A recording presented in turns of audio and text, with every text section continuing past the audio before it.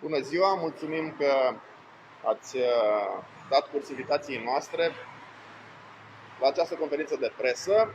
Am dorit să o facem aici, la Centrul Expozițional Moldova, pentru că unul din subiectele conferinței de presă este chiar acest centru, acest obiectiv de investiții. Foarte pe scurt, istoria acestui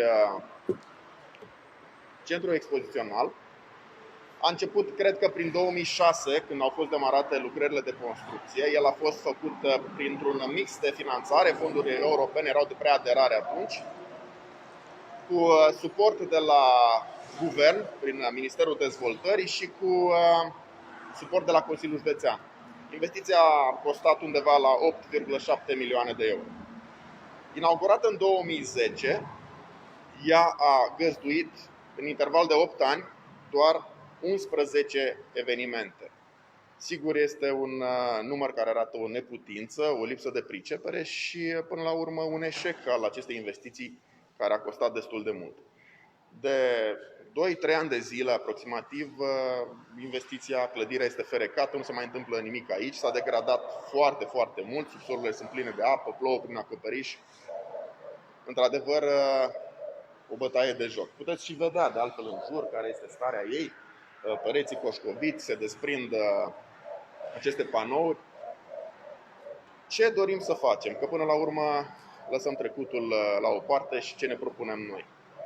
Clădirea aparține Consiliului Județean, a fost preluată integral de la primărie, care avea și ea 50% părți sociale în această afacere, și este în administrarea unei singure autorități. Am gândit aici să realizăm un mall al micilor fermieri. Am să explic de ce am ajuns aici. Față de Transagropolis, o altă investiție eșuată, dar despre care vom vorbi ulterior, și care se adresează marilor fermieri, micii fermieri din Iași nu au avut niciodată un sprijin, de aceea și domeniul acesta agroalimentar nu este atractiv. Și atunci am gândit ca această clădire să devină un loc care să se adreseze micilor fermieri din Iași, dar nu numai un loc de vânzare a produselor ori de expoziție. Și atunci am plecat de la un scop, și anume că această clădire, cu toate facilitățile din jur, este clădirea de expunere, dar mai există o clădire de birouri aici, există subsoluri de depozitare, parcare și așa mai departe, să asigure un cadru organizat de expunere, de promovare, de comercializare a produselor, dar și un cadru în care să se regăsească servicii destinate micilor fermieri, și ne adresăm preponderent fermierilor, evident, din județul Iași. Și aici dorim să comasăm unele funcțiuni și servicii pentru fermieri, în sensul în care aceștia să-și poată deschide sediile, birourile aici, asociațiile agricole, cooperativele și așa mai departe, dar tot aici să regăsim și funcționari ai Consiliului Județean care să asigure suportul juridic pentru aceștia, suportul contabil pentru aceștia, suportul de promovare până la urmă activității lor, foarte important. Să regăsim aici și reprezentanții ai camerelor agricole, a Camerei Agricole Iași, reprezentanții ai APIA Iași, pentru că aceștia să fie în permanentă legătură cu orice modificare legislativă ce îi vizează sau cu granturi de finanțare care apar și le sunt destinate. Totodată ne dorim să creștem și competitivitatea economică în domeniul agricol și la nivel regional, dar mai ales la nivel județean, și să putem să implementăm, prin creșterea evidentă a capacității, și politicile agricole și industriale europene și inclusiv utilizarea de fonduri, cum am spus mai devreme, de fonduri europene. Funcțiunile acestei clădiri, așa cum le-am gândit împreună cu mici fermieri, împreună cu oameni care se pricep la organizarea de astfel de spații, vor fi două: funcțiuni comerciale și funcțiuni profesionale. Vor acoperi, așa cum spuneam, nevoia de vânzare și de promovare a produselor, dar în egală măsură și acele servicii de care fermierii să beneficieze. O să vă pot pune la dispoziție mai detaliat câteva idei despre cum să folosim etajele acestei clădiri și zonele pe care aceasta le are, dar O să avem spații dedicate degustărilor de produse, o să avem o piață a micilor fermieri în interior aici, vom avea o zonă doar de produse tradiționale locale, spații de întâlniri, zone dedicate pentru grădini, spre exemplu, pentru agroturism și pot continua. Domeniile le voi trimite ulterior presei ca să nu le enumăr, anume ce tipuri de produse am gândit că se pot comercializa aici, ce servicii. În ce privește clădirea de birouri, a doua zonă, așa cum am spus, acolo vor avea cooperativele agricole, fermierii până la urmă, spații unde să aibă birourile lor și celelalte funcțiuni pe care am vorbit. Subsolurile acestei clădiri vor fi folosite pentru depozitare, iar parcările interioare vor asigura expoziții mai mici, de mici dimensiuni, lansări de produse și așa mai departe. Desigur, starea de degradare a acestei clădiri, după cum vedeți, necesită investiții. Noi le-am estimat undeva la 250.000 de euro. Costurile pentru Consiliul Județean sunt marginale raportat la ceea ce va oferi acest punct, și anume sprijinul fermierilor mici care, iată, introduși într-o pepinieră, să spun, vor deveni fermieri mari, vor fi susținuți să producă mai mult și fluxuri mari, pentru ca apoi se poate adresa marilor fluxuri de magazine. Și e nevoie în acest proiect, așa cum vorbeam și cu Cozet mai devreme, nu contează, cum vorbeam și Cozet mai devreme, și de sprijinul primăriei municipiului Iași, a viitorului primar, pentru că vom avea nevoie aici de asigurarea de parcări generoase pentru a primi, până la urmă, fluxul de ieșeni ce își vor regăsi, aici oferta, precum și asigurarea de un mijloc de transport public, deci mijloace de transport public cu regularitate. Și aici iarăși este nevoie de colaborare între Consiliul Județean și primărie, cu atât mai mult cu cât practic acest punct se adresează inclusiv zonei metropolitane, unei părți bune a zonei metropolitane, iar acest mall al produselor agroalimentare pentru ieșeni va fi primul punct civilizat din Iași, în care atât ei vor găsi produse proaspete, locale, dar și un punct al fermierilor, unde aceștia vor găsi acest sprijin de care au nevoie și nu l-au primit în acești ani. Cam asta este proiectul, asta este proiecția Centrului Expozițional Moldova. Am făcut un calcul foarte simplu cu pixul în mână. Îmi va lua maxim 6 luni să operaționalizez acest proiect. Nu sunt lucruri complicate de făcut aici. Știu ce am de făcut și știu mai ales să lucrez cu specialiștii care au întotdeauna cele mai bune idei. O să invit și pe Cozet acum să termină. Eu sunt economist, așa că o să vorbesc despre bani. De multe ori, când nu avem ce ne trebuie, când nu avem spitale, școli, autostrăzi, drumuri, românii și ieșenii cred că nu avem bani, că suntem săraci, nu avem bani de investiții. Dar iată, suntem astăzi aici, în locul unor eșecuri financiare. Acest complex a fost făcut cu bani europeni, 9 milioane de euro, un eșec. Technopolis, care trebuia să fie un centru pentru inovare, care să propulseze economia ieșeană, tot făcut pe bani europeni, un eșec.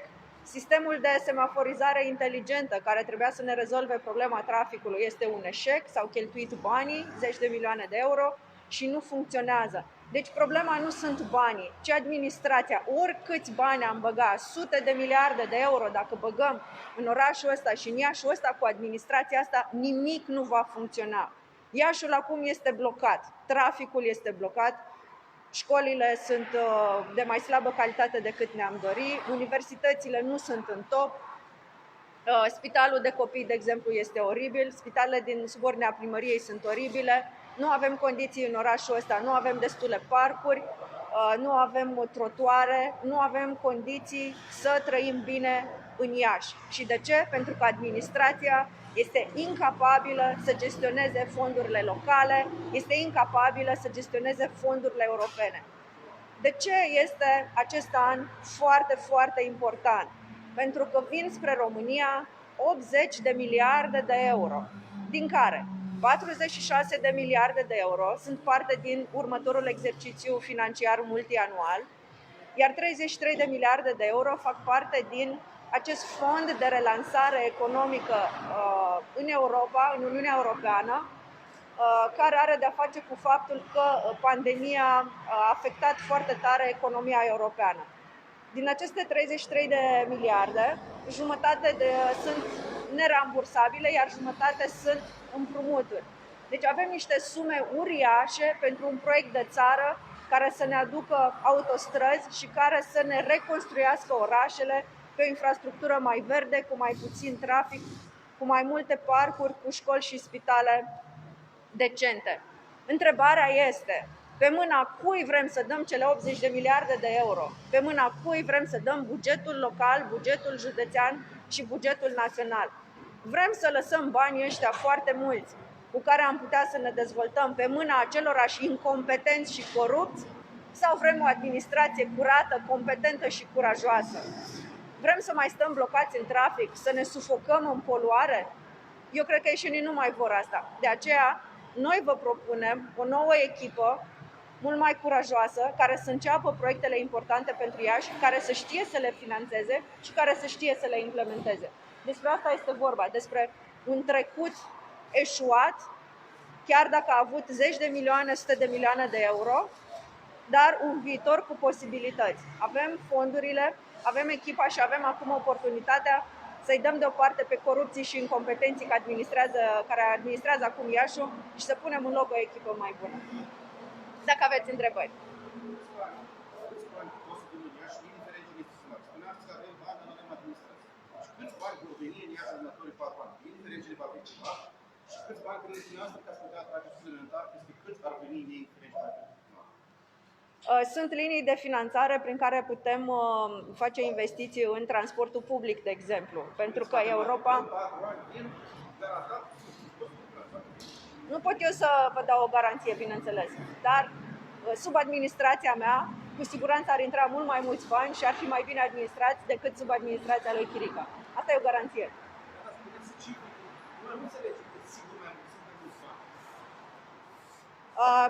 N-am cum să vă dau cifre acum. Depinde foarte mult și de proiectele care se scriu, cât de mari sunt acestea. Este un calcul pe care îl fac tot timpul specialiștii. Și chiar nu ar fi corect ca noi să ne dăm cu părerea despre valoarea unei investiții viitoare. Dar pot să vă dau direcții importante pentru care există bani de la Uniunea Europeană. Problema traficului poate fi rezolvată cu banii europeni, pentru că, de fapt, poți investi în transport public, în benzi unice, în mijloace de transport. Uniunea Europeană finanțează un mod mai nepoluant de a te transporta. O linie importantă pentru Uniunea Europeană este inovarea și este și linia cea mai importantă din programul nostru economic pentru municipiul Iași și pentru județul Iași. Acolo iarăși ar fi zeci, sute de milioane de euro. Technopolis a eșuat, dar noi putem face un proiect care să fie sustenabil, care să aducă mai multe locuri de muncă bine plătite. Deci în transport ecologic, în parcuri și în inovare, cu siguranță că sunt bani și noi vom accesa bani. Noi am făcut un calcul, spre exemplu, pentru infrastructura asta, vorbeam cu Ozet înainte de dezbaterea de aseară. Nevoia Iașului pentru investiții în infrastructură care să ajute la rezolvarea problemei traficului este uriașă. Pentru, spre exemplu, căi de acces noi în Iași, da? Pentru noi bretele între cartiere, pentru pasaje supraterane, subterane, auto în zonele unde Iașul este blocat, pentru pasaje pietonale care să rezolve conflictul de trafic auto-pieton, pentru piste de bicicletă dedicate. Suma pe care noi am calculat-o estimativă depășește 700 de milioane de euro. E o sumă mare pentru că Iașul a ajuns în situația în care nu a făcut ce trebuia la timp și marile probleme se rezolvă acum cu mulți bani, din păcate. Dar evident că atâta timp cât nu vom putea să primim toți banii din fonduri europene așa cum noi ne-am dorit și este prima prioritate, sunt mixuri de creditare, mixuri de finanțare, vom folosi absolut toate resursele de care e nevoie. Cea mai mare problemă, cei mai mulți bani se vor duce în infrastructură fără doar și poate. Vom avea alegeri locale, având în vedere pandemia, Știu că starea de urgență va fi reinstituită dacă se depășesc 10.000 de cazuri cumulativ pe parcursul a 4 zile. Eu cred că dacă ajungem să se instituie starea de urgență, nu vom putea avea alegeri. Iar dacă vom ajunge la 10.000 de cazuri în 4 zile, eu sper să nu se ajungă acolo, dar evoluția curentă este destul de negativă.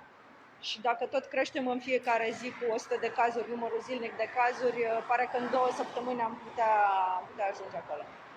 Dar la 1500, de exemplu, sau candidații sunt însurați.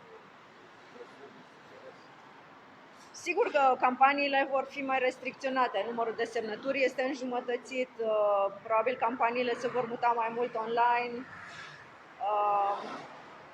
Deja este o întrebare dacă procesul electoral poate fi unul echitabil și corect. Eu cred că alegerile ținute în perioada aceasta dificilă, de punct de vedere sanitar, a epidemiei, favorizează în primul rând PSD. Am văzut asta inclusiv din sondajele, din cercetările sociologice, unde majoritatea celor care susțin alegerile la termen, chiar în plină pandemie, sunt votanți PSD. Mai mult de jumătate, și aici regăsim votanții PNL, USR și PMP, conform acelui sondaj, doresc amânarea alegerilor până la sfârșitul crizei sanitare.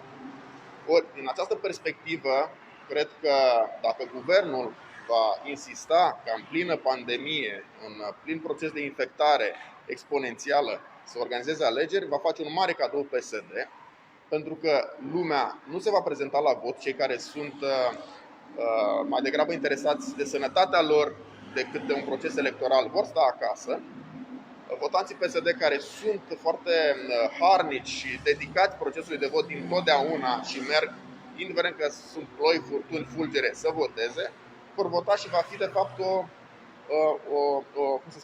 un răspuns și un rezultat care nu corespunde realității de intenție de vot. Vom avea un scor al PSD care va depăși 30-35%, printr-o prezență la vot de sub 25%.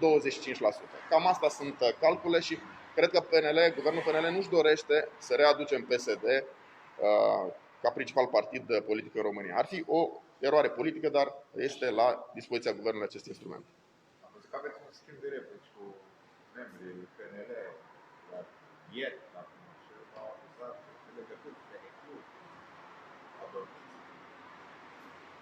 Da, vă referiți cred, la acea scrisoare, nu, deschisă, care a fost publicată ieri, semnată de simpli membrii PNL. Bun, mă gândesc acum cum ar suna această scrisoare citită în engleză de Costel Alexe. Ar fi ceva wow, cred că vom apărea pe CNN pentru prima dată. De ce spun asta? Pentru că acea epistolă este scrisă de Costel Alexe, dar ca de obicei nu a avut curajul să își asume și a pus la sfârșit simpli membri. Asta deja e o greșeală cu simpli membri și membri speciali, dar în fine depinde de fiecare cum vede lucrurile. Nu este o scrisoare deschisă, este un publi-reportaj, este un spațiu publicitar ce a fost cumpărat de către Costel Alexe, plătit din banii liberalilor, din păcate, în care dorește să își aștearnă, să spun, câteva trăiri interioare, câteva emoții și mai ales câteva frici pe care Costel Alexe le are. Și așa cum l-am văzut, nu a avut nici măcar puterea să își asume prin semnătură acel mesaj care mi era adresat. Acum, după cum bine știți, fiind o anonimă, așa cum a apărut ieri, pentru că membrii simpli, așa cum le spune Costel Alexe PNL, mă sună zi de zi, când vă spun că zi de zi, dezamăgiți de ce trebuie să trăiască în PNL. Mă sună organizații județene zi de zi, este ziua și telefonul, nu exagerez, pentru că s-a ajuns la o situație de disperare că acolo unde nu reușește să le pună primar PSD, peste organizația lor care, a luptat ani de zile împotriva PSD-ului ca și mine, le bagă pe liste apropiați ai primarului PSD și dă deoparte, liberali care au muncit, au făcut campanii acolo, s-au luptat cu PSD, au avut de suferit în urma PSD. Acum, dacă tot m-ați întrebat despre asta, eu vreau să transmit public un mesaj, îl transmit și mi-l și asum public și nu fac chestiune de epistole anonime semnate de membri simpli. Dragă Costel Alexe, rugămintea mea este să ieși în față și să începem să vorbim despre marile teme ale județului, despre corupția din primăria Iași, putem vorbi despre afacerile imobiliare ale primarului Chirica, nou membru PNL la dorința ta, despre afacerile imobiliare ale familiei tale, Costel Alexe, care ne arată o formă de înapuțire rapidă, chiar specifică unui PSD-ist, așa cum l-am blamat noi ca profil de politician în România. Dacă tot am ajuns la această discuție, eu îl invit pe Costel Alexe să mergem, dacă dorește, să dezbatem orice fel de temă. Dacă vrea pe Ștefan cel Mare, putem merge pe Ștefan cel Mare. Dacă îi se pare că acolo e prea mult soare și nu mai există umbră, pentru că partenerul lui PSD-ist, domnul Mihai Chirica, a tăiat cu sălbăticie tăi, atunci poate mergem la Dobrovăț în pădure să discutăm la umbră, dacă mai fi umbră la Dobrovăț, să vorbim despre Iașul, cel mai poluat oraș al României, poluare ce ne sufocă sub mandatul de ministru al domnului Costel Alexe, să vorbim despre defrișările sălbatice din pădurile din jurul Iașului, girate de ministrul mediului Costel Alexe, în perioada de pandemie, în mod special, este situație de urgență și nu numai. Și putem să vorbim și despre fake news-ul acesta pe care l-a aruncat Costel Alexe, cum că aș fi omul lui Relu Fenechiu, fake news care cred că reprezintă o mare aventură pentru Costel Alexe, pentru că Relu Fenechiu nu cu mine face afaceri, Costel Alexe, după cum s-a văzut, cu tine face afaceri, Costel Alexe, chiar în această perioadă. Relu Fenechiu nu a umblat din primar în primar să mă susțină pe mine să candidez la Consiliul Județean, ci pe tine, Costel Alexe, după cum bine știe toată organizația județeană, PSD, dar și PNL. Și Costel Alexe, îți transmit că nu eu l-am vizitat la penitenciar în fiecare lună pe Relu Fenechiu ca să-i cer sfaturi, ci tu, Costel Alexe, și te invit, dacă ai curajul, să facem o scrisoare către penitenciarul Vaslui, fiecare în parte, să ne se răspundă câte vizite am avut fiecare din noi la penitenciar. Pentru că această mare mizerie pe care o vânturi, eu n-am avut niciuna, să înțeleagă, da? De asta și pot cere asta public. Această mizerie vânturată, omul lui Relu Fenechiu, este o dovadă de lașitate încă o dată. Această poveste a mai fost vânturată de adversarii politici, anume Mihai Chirica în 2016. E o poveste pe care tot o vântură adversarii mei politici din PNL. Dacă se vrea a fi tranșată, hai, Costel Alexe, să discutăm punctual și despre povestea asta, să o încheiem odată. Și în final te invit să discutăm și despre cum ai adus mucegaiul în PNL, înțesând acest partid de PSD-iști corupți. Cred că asta trebuie să discutăm bărbătește. Și la sfârșit am simțit frica din acel comunicat, din acea scrisoare anonimă. Nu mai ești președinte de Consiliul Județean, asta știi deja și din sondaje. A fost alegerea ta, cum îți faci drumul tău politic, dar cu ocazia asta transmit un mesaj liberalilor. În finală rămâne Marius Bodea și Marcel Popa și chem tot electoratul PNL să mă susțină în această luptă, să scăpăm județul Iași de PSD. Iar, dragă Costel, uite, toți suntem aici, mă gândeam acum, așa cum spuneai tot timpul că ți-ai dorit să fii un mare fermier și un jucător mare în Iași, poți începe, după ce îți termini cariera politică în vara asta, ca un mic fermier aici la Centrul Expozițional Moldova. Am oferit toate soluțiile. Te voi trata ca pe un fermier obișnuit, fără patimă și fără reproșuri din trecut. Cum comentați votul colegilor dumneavoastră pentru orchestrare? Ce nu aveți făcut dumneavoastră? Vă referiți la senatorii USR care au tras un semnal de alarmă onest apropo de aria naturală protejată pe unde va trece podul de peste Prut și urmând către Iași și autostrada. Este un semnal de alarmă binevenit. Noi ne-am uitat cu mare atenție dacă proiectul poate fi făcut acolo, pentru că nu am vrea să petrecem 2 ani pe un studiu de fezabilitate ca să aflăm că de fapt autorizațiile de mediu nu pot fi date. Așa că la Camera Deputaților, deputații USR vor vota pentru. Concluzia este că vom putea obține toate derogările de mediu pentru a putea construi podul de peste Prut. Bineînțeles că toți useriștii își doresc acest proiect cât mai repede. De aceea senatorii au vrut să vadă, să se asigure că el se poate face în acea locație. Mulțumesc! Mulțumim frumos! Mulțumim frumos!